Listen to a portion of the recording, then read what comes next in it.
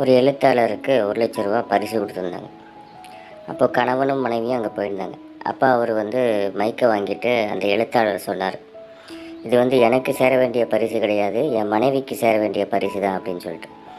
உடனே மனைவிக்கு சந்தோஷம் தாங்கலை. சரின்னு சொல்லிட்டு வீட்டுக்கு வந்ததும் கேட்டாங்க, ஏன் அதில் ஒரு வரி கூட நான் சொல்லலை, ஆனால் நீ என்னடானா பொசுக்குன்னு எல்லாமே என் மனைவிக்கு சேர்ந்தது அப்படின்னு சொல்லிட்டியே, என்ன காரணம்னு கேட்டாங்க. அதுக்கு அந்த வீட்டுக்காரர் சொல்லியிருக்கான், அது வேற ஒன்றும் இல்லடி, ஒரு மாதத்துக்கு முன்னாடி எனக்கும் உனக்கும் சண்டை நடந்தது, நீ கோச்சிட்டு உங்கள் ஆத்தா வீட்டுக்கு ஓடிட்ட, அந்த கேப்பில் எழுதினது அந்த புஸ்தகம், அதனால தான் அதுக்கு பரிசு கொடுத்துருக்காங்க. இப்போ சொல்லு, நீ உங்கள் ஆத்தா வீட்டுக்கு போனனால தானே நான் நிம்மதியாக உட்காந்து புக் எழுத முடிஞ்சது, அதனால தான் உன் வேற சொன்னேன் அப்படின்னு அவர் சொல்லியிருக்காரு. ஒருத்தன் ரோட்டில் ஓரமாக நடந்து போயிட்டு இருந்தேன். சைக்கிளில் எதிரில் வந்தது மேலே வேணுன்ட்டே மோதி 2 பேருமே கீழே விழுந்தாங்க. கீழே விழுந்து எந்திரிச்சோடனே அந்த ஆள் சொன்னான், ஏன்டா ரோட்டில் ஓரமாக தாண்டா போயிட்டு இருந்தேன், தேடி மோதுறேன் அப்படின்னா. அப்போ மோதினவன், சைக்கிளில் மோதினவன் சொன்னால், நீங்கள் ரொம்ப புண்ணியம் பண்ணியிருக்கணும் சாருன்னா. ஏண்டா நீ மோதுறதுல நான் புண்ணியம் வேற பண்ணியிருக்கணுமா?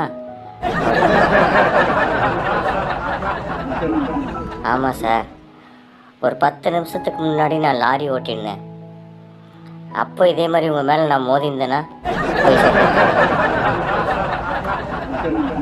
நல்ல வேலை, நான் இப்போ சைக்கிள் ஓட்டினால நீங்கள் தப்பிச்சிங்க அப்படின்னா. ஒரு வயசான தாத்தா பாட்டி 50 வருஷத்துக்கு முன்னாடி கல்யாணம் பண்ணி சந்தோஷமாக குடும்பம் நடத்தி ஒன்றாவே வாழ்ந்தாங்க, ஒன்றாவே இறந்தாங்க.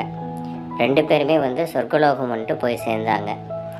சொர்க்கத்தில் ஒவ்வொரு இதாக பார்த்துக்கிட்டு இருக்கும்போது ஒரு பழங்களையும் ஒரு கடைகளையும் இதெல்லாம் பார்க்குறாங்க. பார்த்த உடனே அவங்களுக்கு ரொம்ப பிடிச்சி போயிட்டுது.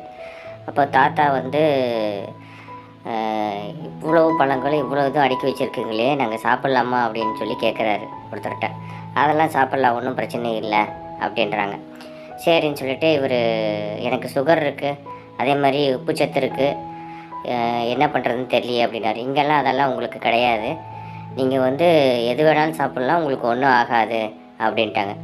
உடனே தாத்தாவுக்கு ரொம்ப கோபம் பாட்டியை பிடிச்சி திட்டினாராம். கேட்டியாடி, 10 வருஷத்துக்கு முன்னாடியே எனக்கு பத்திய சாப்பாடு இல்லாமல் அப்போவே எனக்கு சுகரும் அது உப்பும் எல்லாம் கொடுத்துருந்தீங்கன்னா 10 வருஷம் முன்னாடியே நான் இங்கே வந்திருப்பேன், இப்போ ரொம்ப லேட் ஆகிட்டுது பார்த்தியா, 10 வருஷம் வீணாக போச்சுல அப்படின்னாரா. ஒரு வீட்டில் குழந்தை பிறந்து 15 நாளுக்கு மேலே ஆச்சு. பேர் வைக்கணுமே அப்படின்னு சொல்லிட்டு அந்த குழந்தையினுடைய அப்பா அம்மா 2 பேரும் கடுமையான சண்டை. இந்த சண்டையை பார்த்த உடனே பக்கத்து வீட்டுக்காரன் ஓடியாந்தான், என்னையா அவங்க 2 பேர்த்துக்குள்ளே சண்டை அப்படின்னு. அது வேற ஒன்றும் இல்லையா, நான் எங்கள் அப்பா பேரை தான் குழந்தைக்கு வைக்கணும்னு சொல்கிறேன், என் பொண்டாட்டி அவங்க அப்பா பேரை தான் குழந்தைக்கு வைப்பேன்னு சொல்கிறான், இதுதாயா காலையிலேருந்து சண்டையாகிட்டே இருக்குது அப்படின்னா. இது ஒரு சண்டையா, சரி விடுங்க அப்படின்னு சொல்லிட்டு, உங்கள் அப்பா பேர் என்ன அப்படின்னு அந்த பொண்ணை பார்த்து கேட்டான். ஸ்ரீனிவாசன்னு சொல்லிச்சு. உங்கள் அப்பா பேர் என்னையா அப்படின்னு கேட்டான். கிருஷ்ணன்னு சொன்னேன் அவன். சரி, ஸ்ரீனிவாச கோபாலகிருஷ்ணன்னு பேர் வைங்க அப்படின்னு சொல்லிட்டு போயிட்டான். இப்போ புருஷன் பொண்டாட்டிக்கு 2 பேர்த்துக்கும் டவுட் வந்துட்டுது. ஸ்ரீனிவாசன் எங்கள் அப்பா பேர், கிருஷ்ணன் உங்கள் அப்பா பேர், நடுவில் கோபாலன் யார் அப்படின்னு சொல்லிட்டு உடனே பக்கத்து வீட்டுக்காரனை கூப்பிட்டு, யோ ஸ்ரீனிவாசன் கிருஷ்ணன் ஓகே, கோபாலன் யார் அப்படின்னு, அது எங்கள் அப்பா வேறு அப்படின்னு. ஒரு ஆசிரமத்துக்கு ஒரு ஆள் வராங்க. அப்போ குரு கேட்டார், என்ன விஷயம் அப்படின்னு சொல்லிட்டு. உங்கள் சீடன் நீ கடுமையாக அடிச்சிட்டாரு அப்படின்னு குருக்கிட்ட கம்ப்ளைண்ட் பண்ணிகிட்டு இருந்தான். அப்போ அந்த குரு சீடனை பார்த்து கேட்டார், ஏன்டா அவனை நீ அடிச்சியா அப்படின்னு. ஆமாம் அப்படின்னு. எதுக்காக அடிச்ச அப்படின்னு குரு கேட்டார். அப்போ அவன் சொன்னால், உங்களை பற்றி தப்பாக பேசினா, அதனால தான் அவனை அடித்தேன் அப்படின்னு. அப்படி என்ன அவன் தப்பாக பேசிட்டா அப்படின்னாரு. நீங்கள் சமீப காலமாக முட்டாள் மாதிரி பேசுகிறீங்கன்ட்டா, அது எனக்கு கோபம் வந்துட்டுது, அதனால தான் அடித்தேன் அப்படின்னா. இதில் என்னடா இருக்குது, இது கேட்டால் போட்டு அவரை போட்டு இப்படி அடிச்சிருக்கிற நீ அப்படின்னாரு. நான் அதுக்காக அடிக்கலை, அவன் சமீப காலமாக நீங்கள் முட்டாள்தனமாக பேசுகிறீங்கன்னு சொல்லிட்டு இருந்தான், அதுக்காக தான் அடித்தேன் அப்படின்னு. குருவுக்கே கொஞ்சம் ஒன்றும் புரியல. தெளிவாக சொல்கிறேன் அப்படின்னு. நீங்கள் இப்போ மட்டுமா முட்டாள்தனமாக பேசுகிறீங்க? எப்போவுமே முட்டாள்தனமாக தான் பேசிட்டு இருக்கிறீங்க. ஒரு மனைவி தன் கணவன் கிட்ட சொல்லிட்டு இருந்தாங்க, ஏங்க நம்ம பையன் ரொம்ப சேட்டை பண்ண ஆரம்பிச்சிட்டான், சொல் பேச்சே கேட்க மாட்டேங்கிறான், நீங்கள் கொஞ்சம் அவனுக்கு கொஞ்சம் புத்திமதி சொல்லுங்களேன் அப்படின்னு. உடனே அப்பா மகனை கூப்பிட்டார். டே மகனே, இங்கே வா. ஏன் இவ்வளோ சேட்டை பண்ணுற? நல்ல பிள்ளையாக சொல் பேச்சு கேட்டு நடக்கணும். நீ ரொம்ப சேட்டை பண்ணிகிட்டே இருந்தீன்னா அப்பாவுக்கு ஒவ்வொரு முடி நரைச்ச முடி வந்துகிட்டே இருக்குண்டா அப்படின்னாரு. மகன் கொஞ்ச நேரம் யோசித்தான். அப்பா கேட்டார், ஏன்டா நான் சொல்லிக்கிட்டே இருக்கேன், நீ எதோ யோசிச்சுக்கிட்டே இருக்கியே?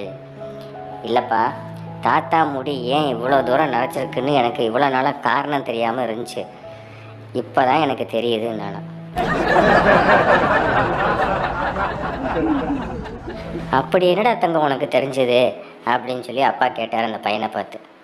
உடனே பையன் சொன்னால், நீயும் என்ன மாதிரி சின்ன வயசில் இருக்கிறப்ப எவ்வளோ சேட்டை பண்ணியிருக்க அப்படின்றது தாத்தாவோட நரைச்ச முடியை பார்த்தே நான் கண்டுபிடிச்சிட்டேன்ப்பா அப்படின்னு.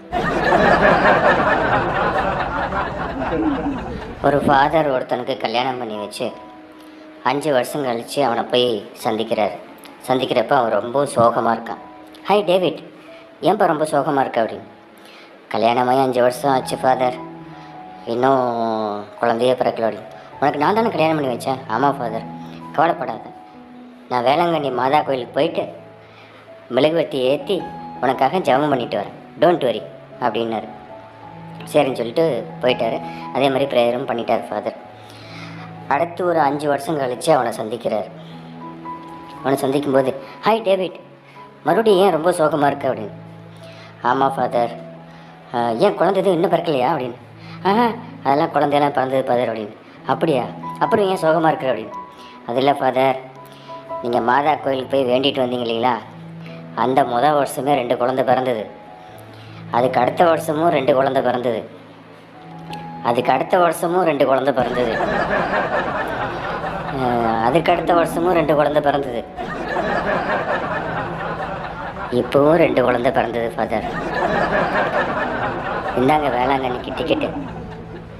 தயவு செஞ்சு நீங்கள் ஏற்றி வச்ச மெழுகுவத்தியை கொஞ்சம் அணைச்சிட்டு வந்துடுங்க.